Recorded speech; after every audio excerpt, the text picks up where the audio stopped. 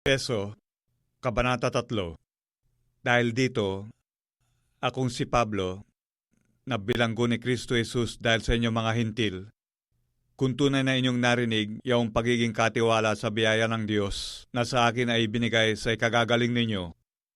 kung paanong sa pahayag ay pinakilala sa akin ang hiwaga, gaya ng isinulat ko ng una sa ilang salita, sa pamamagitan niyaon,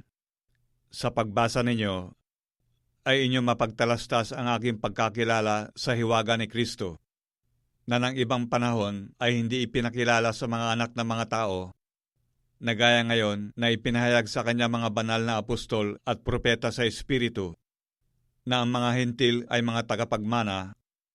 at mga kasangkap ng katawan, at mga may bahagi sa pangako na kay Kristo Jesus sa pamamagitan ng Ebanghelyo, na dito'y ginawa kong ministro, ayon sa kaloob ng biyayang yaon ng Diyos na sa akin ay ibinigay, ayon sa paggawa ng kanyang kapangyarihan. Sa akin, na ako ang kababababaan sa lahat ng lalong mababa sa mga banal, ay ibinigay ang biyayang ito, upang ipangaral sa mga hintil ang mga di malirip na mga kayamanan ni Kristo, at maipakita sa lahat ng mga tao kung ano ang pagiging katiwala sa hiwaga na sa lahat ng panahon ay inilihim ng Diyos na lumalang ng lahat ng mga bagay,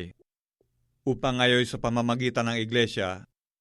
ay maipakikilala sa mga pamunuhan at sa mga kapangyarihan sa sangkalangitan ang kapuspusan ng karunungan ng Diyos, ayon sa panukalang walang hanggan na ipinanukala kay Kristo Jesus na Panginoon natin,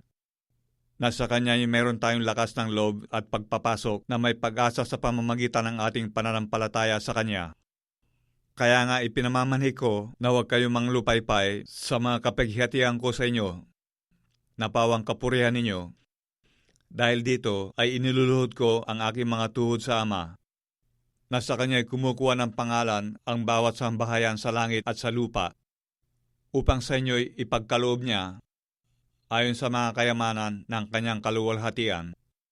na kayo'y palakasin ng kapangyarihan sa pamamagitan ng Kanyang Espiritu sa pagkataong loob,